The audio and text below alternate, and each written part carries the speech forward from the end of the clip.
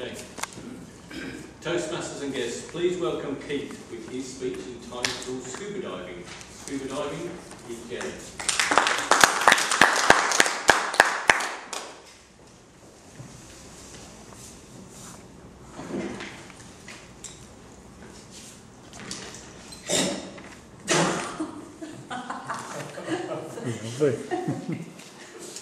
This is how you prevent your goggles from fogging up when you scuba dive.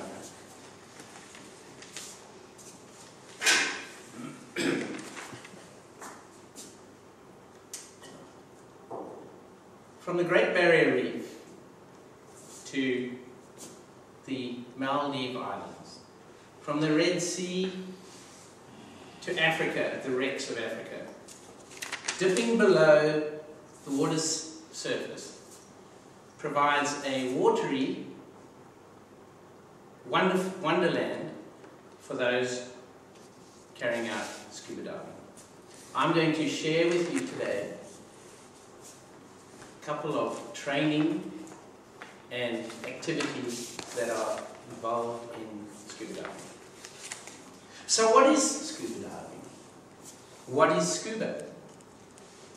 The letters of scuba stand for self-contained, underwater, breathing apparatus. Scuba. It's different from the divers who go down with the air coming through a long hose pipe or a short snorkel. Scuba provides the freedom to go down the water for an extended period of time with no restriction, freedom to go where you want.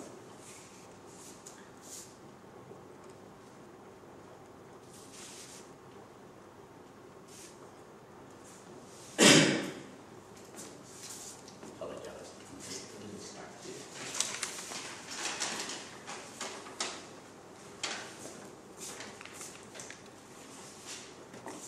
there. Generally, air in a compressed form, in a tank, is provided to the diver on demand. Scuba basics is really simple. You put a mouthpiece in your mouth, it's called a demand valve, and you just breathe. Most sports have some level of complexity to it, and this is the same. The complexities are found around safety. Finding yourself 30 meters below the water and not being able to breathe is not recommended. So you need some training. The amount of training varies from country to country. The holiday makers allow you to dive with less than 1 hour's worth of training. A full dive certificate requires 10 or more hours of training, and it requires written exams. Training starts in the swimming pool, in a controlled environment.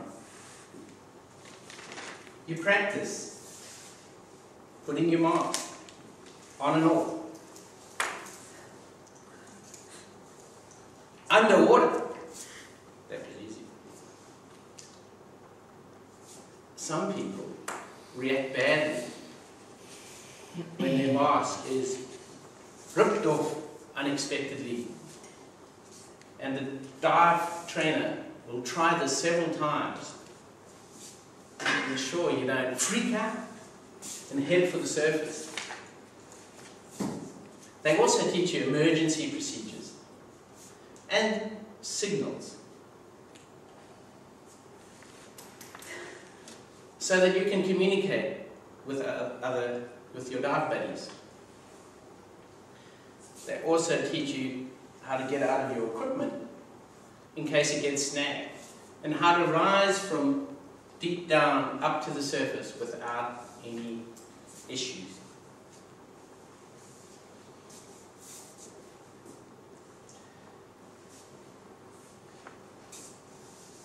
Then it's off into the deep blue sea. For the real McCoy, not the pool, the training dive. But you go as a group, and you go with a dive master. Safety. You meet on the surface, and you go down to the bottom as a group. You try a few of your training maneuvers, and then you get to go and look at the sights. But it is sensible that if you're going to do one of your practices, that you let someone know. Because mishaps happen. For example, a friend of mine, on her first dive, decided to drop her mouthpiece and then recover it. Unfortunately, it got stuck in her vest and she couldn't get it back. I saw her swimming towards me. She looked different. Big goggle eyes. Panic all over her face. I had only just realized that she didn't have her mouthpiece in her mouth when she ripped mine out and started using it.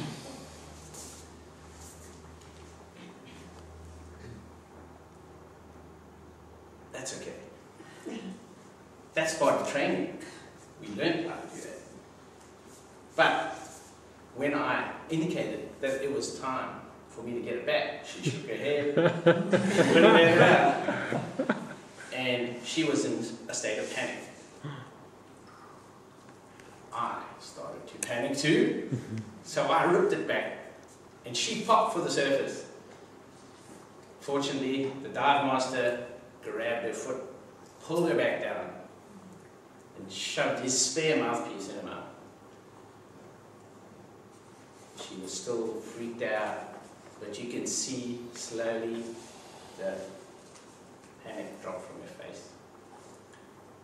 Once you're trained and you're accustomed to all these feelings that occur under the water, you can relax back and marvel at the phenomenal ebb and flow of the sea life. It is beautiful to get below the surface and enjoy the coral and all the magnificent creatures. But be safe and continue diving. Training and care are prerequisites for enjoyment, and anyone who ignores them does so at extreme peril.